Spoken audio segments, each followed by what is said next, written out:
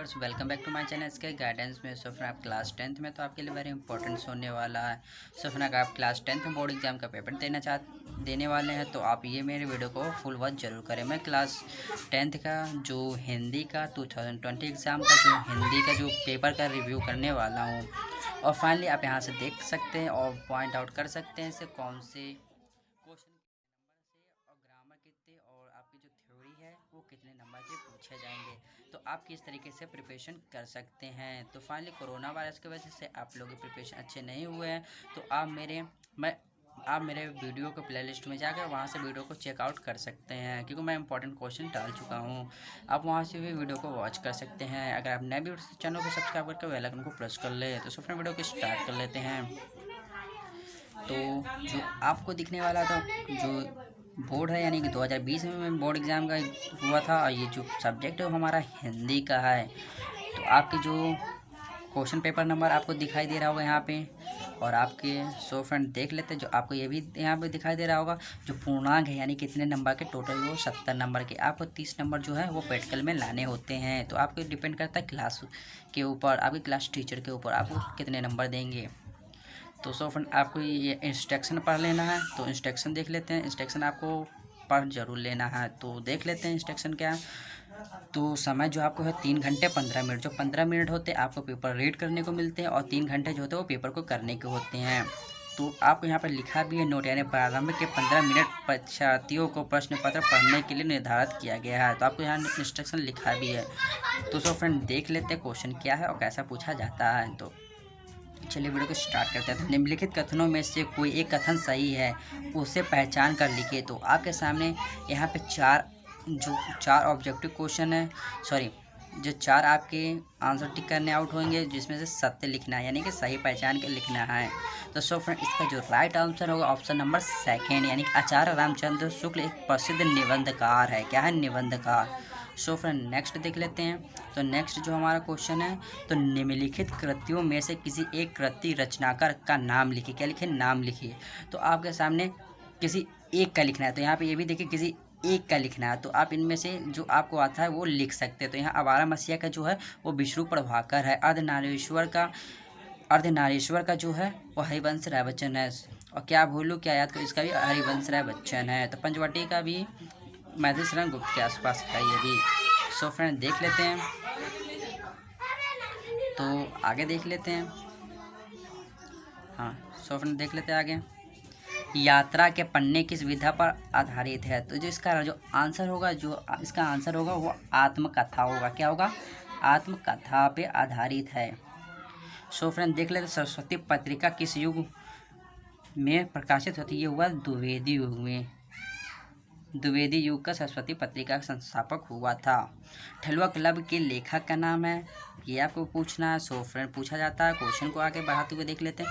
तो आपको question number 2 में भी आपको दिए का खा गया, तो इसको एक एक रीड कर लेते हैं और कितने नंबर के मैं ये भी बताने वाला हूँ।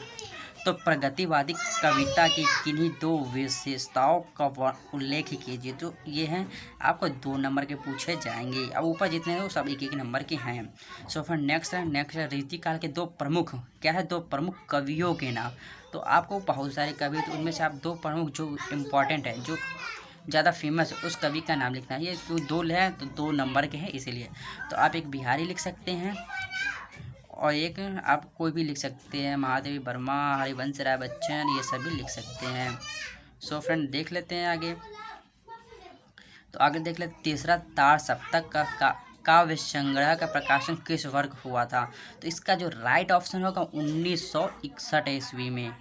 सो फ्रेंड इस टाइप के क्वेश्चन तो 1 नंबर के हैं। तो देख लेते हैं आगे देख लेते हैं। तो क्वेश्चन नंबर 3 जो निम्नलिखित ग्रंथों में से किसी एक के नीचे दिए गए प्रश्नों के उत्तर दीजिए। तो मैं आपको यहाँ पे एक चीज़ बताने वाला हूँ। तो आपको यहाँ पे जो गद्यांश होते हैं, गद्यांश पद्यांश जो दोनों मिला के आपको 12 नंबर के पूछे जाते हैं, 6 नंबर के, 12 नंबर के।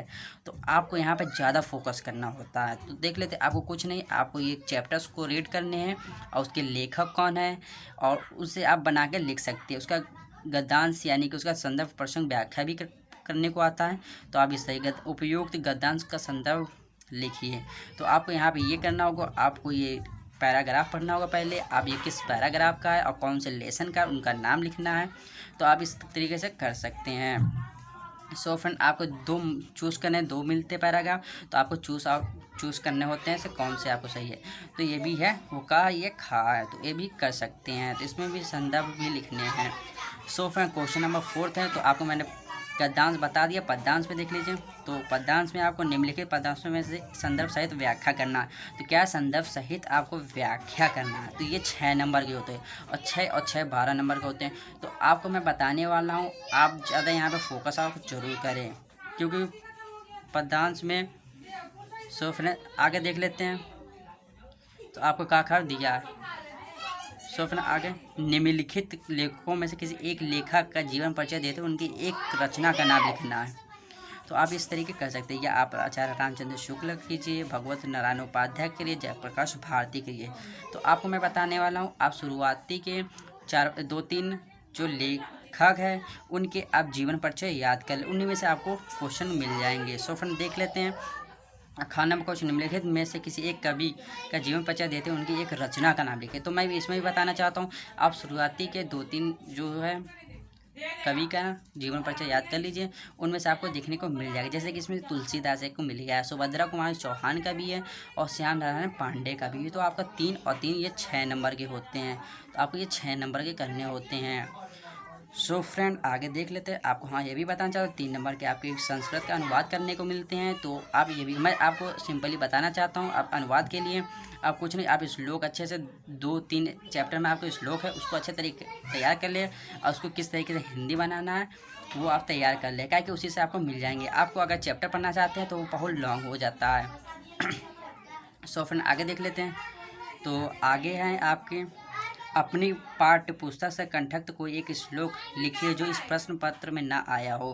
तो आपको ये 2 नंबर के होते हैं। तो ये जो फिक्स वाली चीज़ है जो आपको तैयार जरूर कर लेना है, क्योंकि आपको 2 नंबर के श्लोक आना ही तो आना ही है बोर्ड एग्जाम में, ये हर बार देखने को मिलता है। सो फिर जो आपके सेकंड है 7वां का खा नंबर, उसमें आपको जो संस्कृत के हैं उनमें के आपका प्रश्न मिलते हैं। तो उसको 2 यानी कि आपका सामने 4 ऑप्शन मिलेंगे, तो उसको आप 2 चूज़ करने होते हैं। आपको कौन कौन से क्वेश्चन आते हैं। सो फ्रेंड, आगे देख लेते हैं। तो आगे आप जो हमारा आता है ग्रामर का क्वेश्चन आता है। तो ग्रामर में आपको जो होता है फिक्स वाली जो चीज़ें होती है, जैसे कणुण अथवा हास्य रस की परिभाषा से उदाहरण लिखे। तो ये 2 नंबर की फिक्स वाली चीज़ें, तो ये सबको आपको तैयार कर लेना है। उपमा तथा रूपक अलंकार की परिभाषा दीजिए उदाहरण सहित। सो फ्रेंड, आगे देख लेते हैं। सोरठा अथवा रोला छंद की परिभाषा लिखिए उदाहरण सहित। ये भी 2-2 नंबर के आते हैं। तो यहाँ से आपको 6 नंबर अचीव करने को होते हैं। सो फ्रेंड, आगे देख लेते हैं। निम्नलिखित उपसर्गों में से किन्हीं 3 के मेल एक शब्द लिखिए। तो आपके सामने 6 दिखाई दे रहे हो, तो किन्हीं 3 को आप लिख सकते हैं। तो ये 3 नंबर के होते हैं, 1-1 नंबर के होते हैं। तो बहुत सिंपल होता है, आप कर सकते हैं। यहाँ से नंबर बहुत मिलते हैं, ग्रामर पोर्शन से नंबर यहीं से नंबर मिलते हैं ज़्यादातर। सो फ्रेंड, देख लेता है निम्नलिखित में से 2 प्रत्ययों का एक शब्द लिखिए। तो आपके सामने 6 पॉइंट हो, तो किन्हीं 2 का करिए, जैसे आए तो 5वां 6वां, ऐसे इस तरीके से हट, घबराहट, लिखावट, मिटावट, ये सब कर सकते हैं। महत्व, अपनापन, परायापन, ये जो पन्ना है इस टाइप के कर सकते हैं। तो आगे देखिए, निम्नलिखित में से किन्हीं 2 विग्रह सहित समास का नाम लिखिए। तो आपके सामने 6 दिया हो, तो आप किन्हीं 2 का लिख सकते हैं। और समास का नाम भी लिखना है। यहाँ पे देखिए समास का नाम भी लिखना है। तो आपको ये छोटे छोटे बातों का ध्यान देने होते हैं। सो फ्रेंड, देख लेते हैं आगे। तो आगे देख लेते हैं, निम्नलिखित में से किन्हीं 2 शब्दों का तत्सम रूप लिखिए। तो आपके सामने 6 है, तो किन्हीं 2 का भी लिखना होता है। तो ये 2, अगर 2 लिखेंगे तो 2 नंबर का, अगर 1 लिखेंगे तो 1 नंबर मिलेंगे आपको। आपके ऊपर डिपेंड करता है आप कितने 2 करना चाहते हो 2 करिए, लेकिन 2 से ज़्यादा नहीं कर सकते हैं। तो 2 फ्रेंड देख लेते हैं।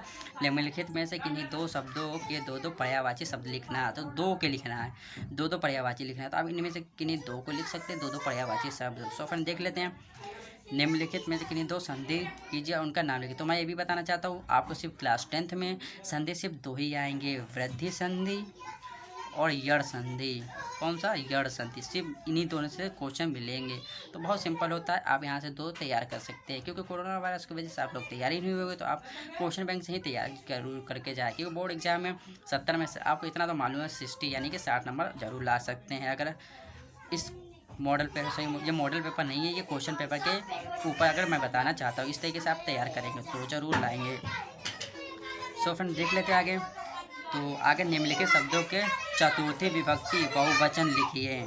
तो ये है, तो आप ये कर सकते हैं। सो फ्रेंड नीचे देख लेते हैं, निम्नलिखित में किसी एक शब्द के धातु, लकार तथा पुरुष का वचन उल्लेख कीजिए। तो अपठत, हसाम, पश्चेत, अपश्यतु, इनमें से किन्हीं दो का लिखना है। तो सो फ्रेंड देख लेते हैं आगे। निम्नलिखित में से किन्हीं दो वाक्यों का संस्कृत में अनुवाद कीजिए। तो आपके सामने 4 पॉइंट आउट हो रहा है, तो इनमें सिर्फ आपको 2 का ही लिखना है। तो इस टाइप के क्वेश्चन होते हैं, तो आपको मैं बताना चाहता हूँ। सो फ्रेंड हाँ, आपको अगर आप ये भी तैयार करना, आपको बहुत, क्योंकि नंबर यहीं से ज़्यादातर मिलते हैं। तो क्या मिलता है, क्वेश्चन नंबर 11 में देखिए, निम्नलिखित में से किसी एक विषय पर निबंध लिखिए, जो कि कितने नंबर के, 6 नंबर के। यहाँ पे 6 नंबर के सबसे ज़्यादा नंबर मिलते हैं। तो 6 नंबर के आपके सामने 5 दिखाई दे रहा है, तो यहाँ से आपको जो अच्छा डिपेंड लगे, कम से कम 3-4 पेज का, उस पर आप लिख सकते हैं। अगर लिख सकते हैं इस तरीके से आप लिख सकते हैं। तो क्वेश्चन नंबर 12 यहाँ का आपको सिर्फ देखिए, निम्नलिखित पठित खंड काव्य के आधार पर निम्नलिखित प्रश्नों में से किसी एक प्रश्न का उत्तर दीजिए। तो ज़्यादातर आपको किसी एक का तैयार कर लेना। ज़्यादातर जो ज़्यादा फेमस हो तो ज्योति जवाहर है, तो आप वहाँ से तैयार करते हैं। जैसे ज्योति जवाहर, ये देख लीजिए, आपको यहीं पे कहीं दिखाई दे रहा होगा। तो फ्रेंड यहाँ पे दिखाई नहीं दे रहा, तो हम पीछे ही होगा, पीछे देख लेते हैं। तो पीछे हाँ, क्वेश्चन नंबर काम है फर्स्ट देखिए, तो किन्हीं एक का कर सकते हैं, फर्स्ट सेकंड है, तो इनमें से किसी एक का कर सकते हैं। ज्योति जवाहर खंड का आपका द्वितीय सर्ग का कथा है, ये भी कर सकते हैं। ज्योति जवाहर खंड का आपका नायक का चरित्र चित्रण कर सकते हैं, ये भी कर सकते हैं। तो ये 3 नंबर के देखने को मिलता है। तो मैं उम्मीद करता हूँ ये वीडियो आपको अच्छा लगा होगा। अगर आप इसी तरह के क्वेश्चन पेपर 2020 एग्ज़ाम का अगर रिव्यू अगर आप चाहते हैं क्वेश्चन पेपर का, तो मुझे कमेंट करके ज़रूर बताएं। मैं मैथमेटिक्स, साइंस, इंग्लिश और जो ड्राइंग का है यानी कि चित्रकला, मैं उसका भी रिव्यू करके बताने वाला हूं। तो ये वीडियो को फुल वॉच ज़रूर करें। अगर आप क्लास 10th में, अगर आपके फ्रेंड क्लास 10th में कोई है, तो उसे भी शेयर कीजिए इस वीडियो को, ज़्यादा से ज़्यादा इस वीडियो को वायरल कर दीजिए। सो फ्रेंड वीडियो कहीं पे एंड करते हैं, जब तक नेक्स्ट वीडियो मिलते हैं।